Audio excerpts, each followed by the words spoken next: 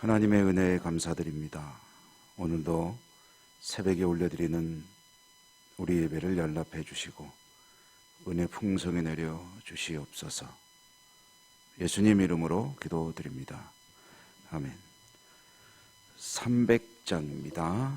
300장 찬송가.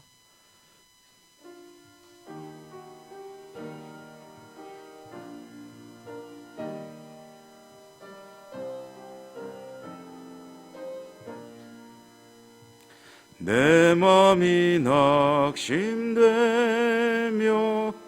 근심에 눌릴 때 주께서 내게 오사 위로해 주시네. 가는 길 캄캄하고 괴로움 많으나 주께서 함께하며 내 짐을 지시네. 그 은혜가 내게 족하네. 그 은혜가 족하네. 이 괴로운 세상 지날 때 그 은혜가 족하네. 희망이 사라지고 친구 날 버릴 때 주 내게 속삭이며 새 희망 주시네. 싸움이 맹렬하여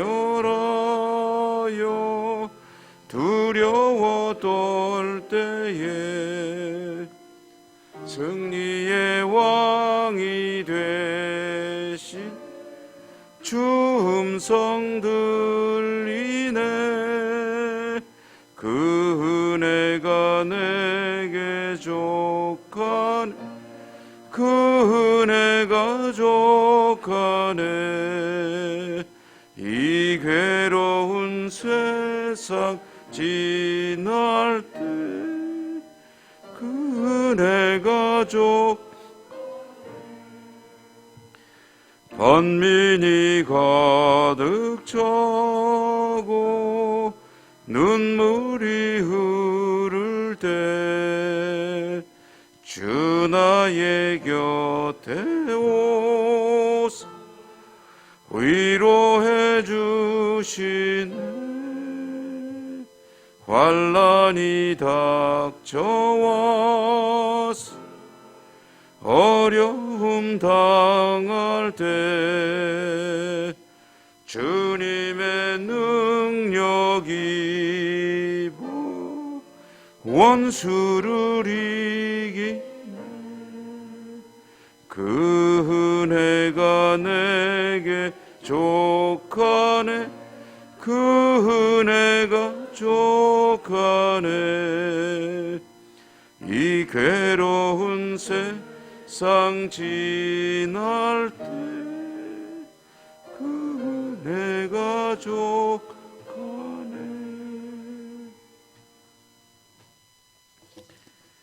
오늘 욥기 11장 읽습니다. 구약성경 욥기 11장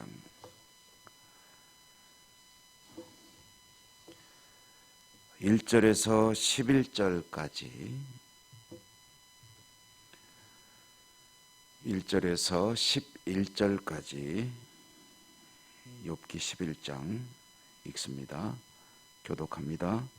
나아마 사람 소발이 대답하여 이르되 말이 많으니 어찌 대답이 없으랴. 말이 많은 사람이 어찌 의롭다함을 얻겠느냐. 네 자랑하는 말이 어떻게 사람으로 잠잠하게 하겠으며 네가 비웃으면 어찌 너를 부끄럽게 할 사람이 없겠느냐. 네 말에 내 돈은 정결하고 나는 주께서 보시기에 깨끗하다 하는구나. 하나님은 말씀을 내시며 너를 향하여 입을 여시고 지혜에 오묘함으로 내게 보이시기를 원하노니 이는 그의 지식이 광대하심이라. 하나님께서 너로 하여금 너를 지있게 하여 주셨음을 알라. 내가 하나님의 오묘함을 어찌 능히 측량하며 전능자를 어찌 능히 완전히 알겠느냐. 하늘보다 서울보다 깊으시니 네가 어찌 알겠느냐. 그의 크심은 땅보다 길고 바다보다 넓으니라.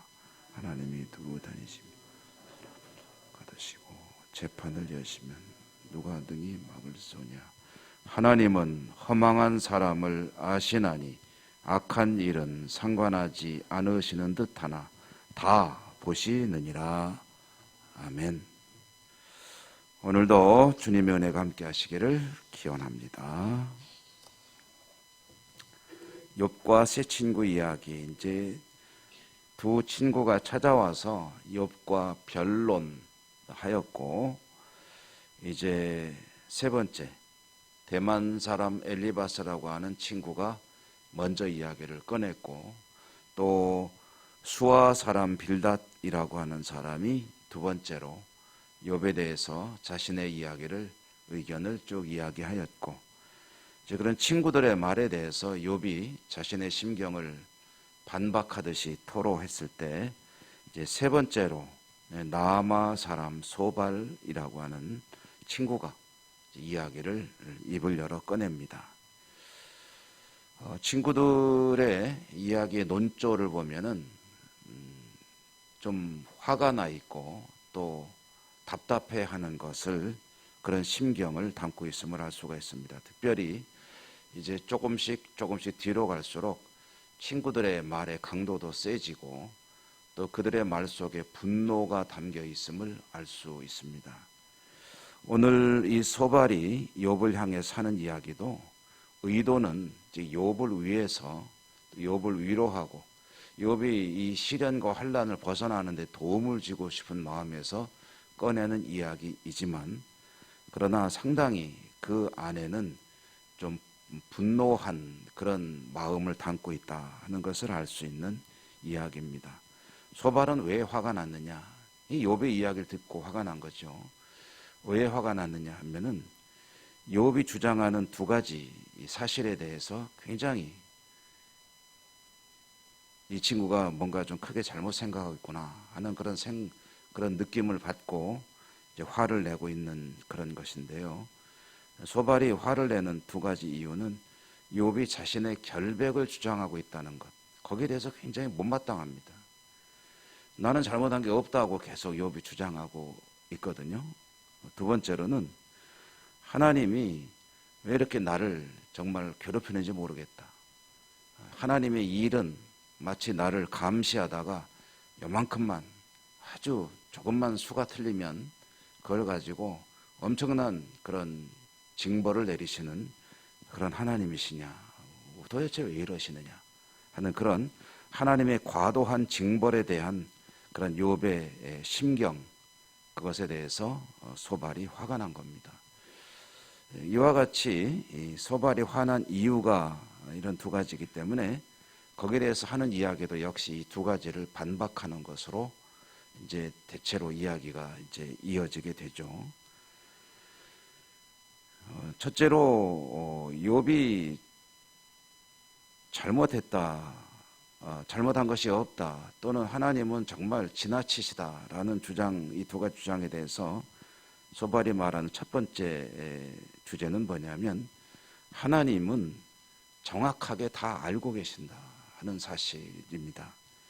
오늘 우리가 읽은 말씀에 보면은 조금 뒷부분에 그 이야기가 나오는데요, 7절 이하의 그 내용을 담고 있고요. 특히 11절에 보면 하나님은 허망한 사람을 아시나니 악한 일은 상관하지 않으시는 듯하나 다 보시느니라.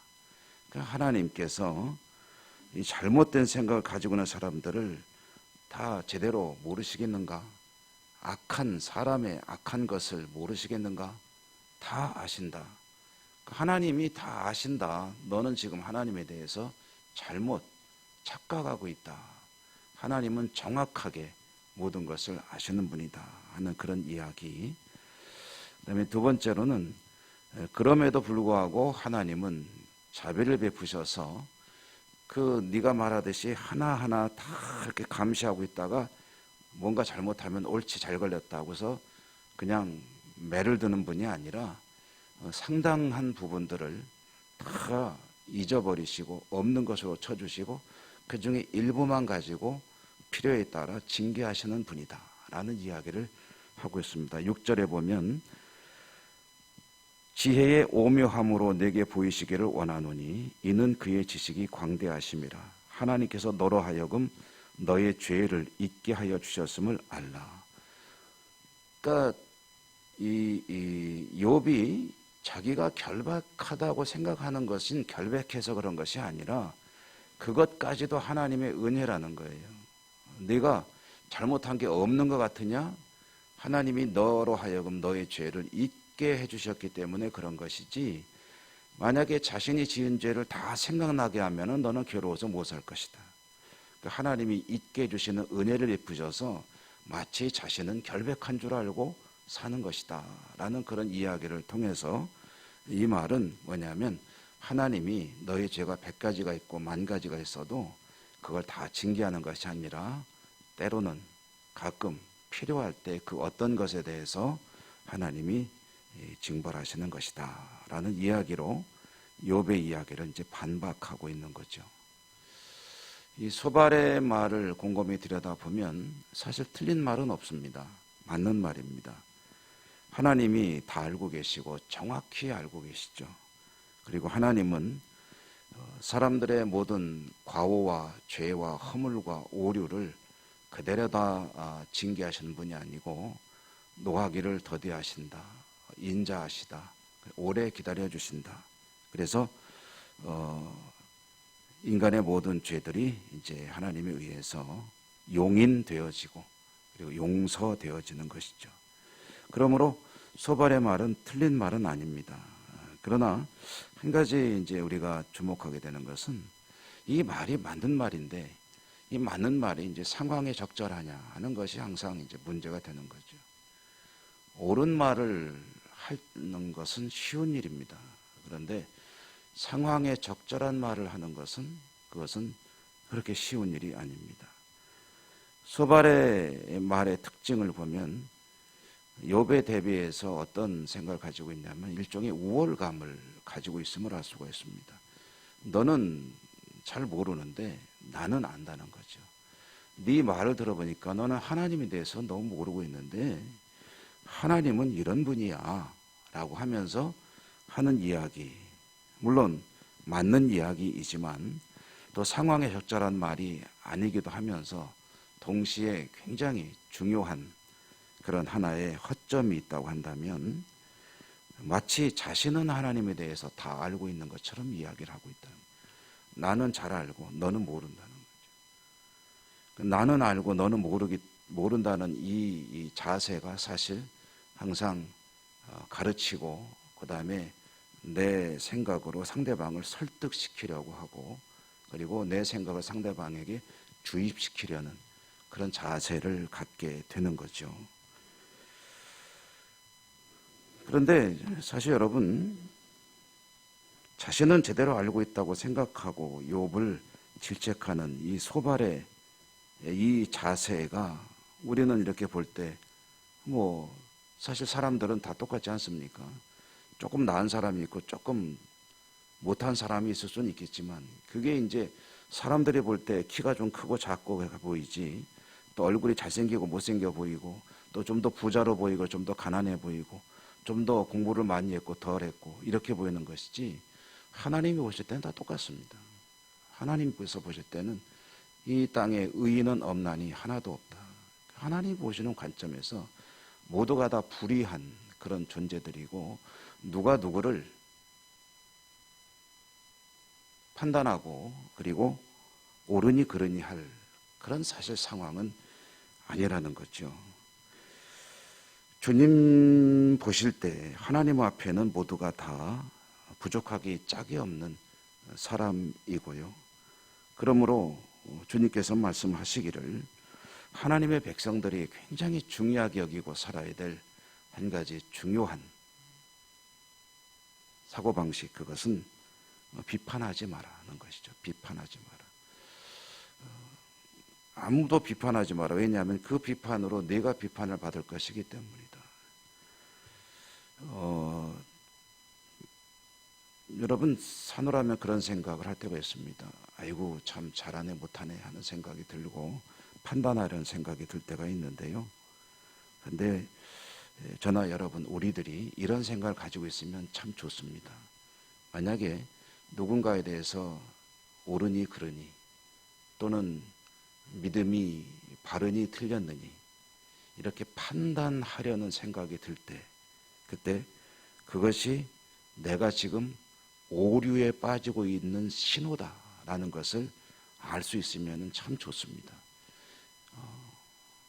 다른 사람의 삶에 대해서, 특별히 어떤 신앙에 대해서 잘하니 못하니 라는 생각이 내 안에 들기 시작할 때, 그것은 내가 누군가를 판단하고 있다는 이야기이고, 그것은 결코 하나님께서 좋아하시는, 기뻐하시는 일이 아니고 주님이 말씀하신 남을 판단하지 말라는 그 오류를 범하고 있는 것이다. 그럼 성도에게 필요한 것이 무엇입니까? 만약에 누군가에게 과오가 있어 보이고 또 오류가 있어 보인다면 그때 필요한 것은 판단하고 잘하니 못하니, 하나님은 이런 분인데 넌 왜 그러냐? 하나님이 그렇게 은혜를 주시고 복을 주시는데 넌 왜 그렇게 믿음 생활을 제대로 못하느냐? 이런 생각이 만약에 든다면 때 성도에게 필요한 것은 무엇인가 할 때 바로 긍휼이라는 것이죠. 긍휼. 긍휼이라는 말은요, 조금 불쌍히 여긴다라고 하니까 그 실체가 조금 애매하게 들려오는데 그 내용은 뭐냐면은 이해입니다. 이해. 그리고 공감이고요. 이해하고 공감하는 것이죠. 다른 사람이 혹시라도 내가 보기에 좀 적절치 못하다 할 때 아이고 저 사람 저게 좀 틀렸구만 하고 말하는 것이 아니라, 판단하는 것이 아니라 왜 그럴까? 그럴 수도 있겠네. 나라면 어떨까? 나도 그럴 수 있겠다 하고 그것을 이해하려고 노력하고, 그리고 이제 이해하고 공감하게 되면 필요한 것이 뭐냐면 또 그를 위해서 기도해 주는 것이죠. 비판과 판단은 누구나 할 수 있고 쉬운 것이지만 이해하고 공감해 주고 기도해 주는 것은 사실은 쉽지 않습니다. 그런데 주님은 그것을 명하신다는 거죠. 비판하지 마라라고 말씀하시는 주님의 말씀. 그럼 어떻게 합니까? 긍휼히 여기는 자가 복이 있다라고 말씀하신 그 말씀을 따르는 것이 좋습니다. 오늘 욥기를 통해서 우리가 꼭 생각해야 될 중요한 테마 중에 하나, 그것은 남을 판단하는 것이 아니라 다른 누군가를 위해서 항상 기도해 주는 그런 삶을 사는 것이다 라는 사실을 기억하시며, 오늘도 하나님 앞에 여러분의 모든 기도 제목을 기도할 뿐 아니라 또 여러 가지로 기도가 필요한 기도 제목들, 특별히 우리 믿음의 형제들을 위해서 기도하는 그런 복된 시간이 되시기 바랍니다. 기도하겠습니다.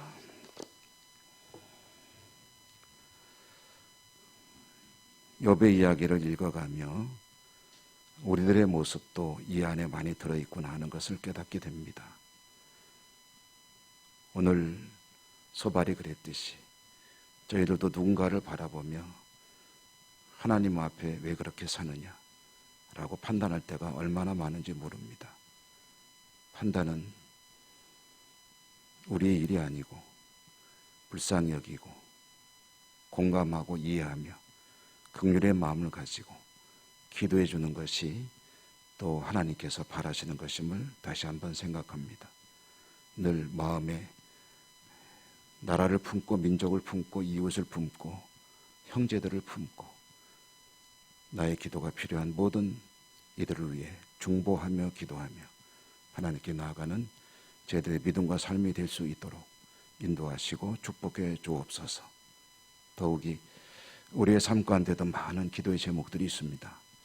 하나님께서 주신 약속을 붙들고 오늘도 기도하겠습니다. 들으시고 응답해 주시고 축복하시고 홀로 영광 받아 주시옵소서.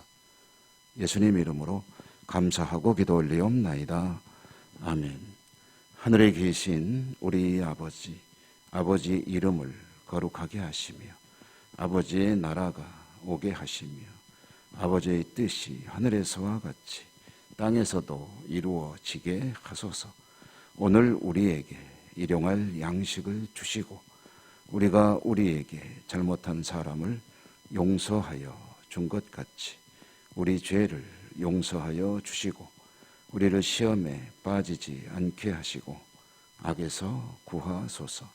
나라와 권능과 영광이 영원히 아버지의 것입니다.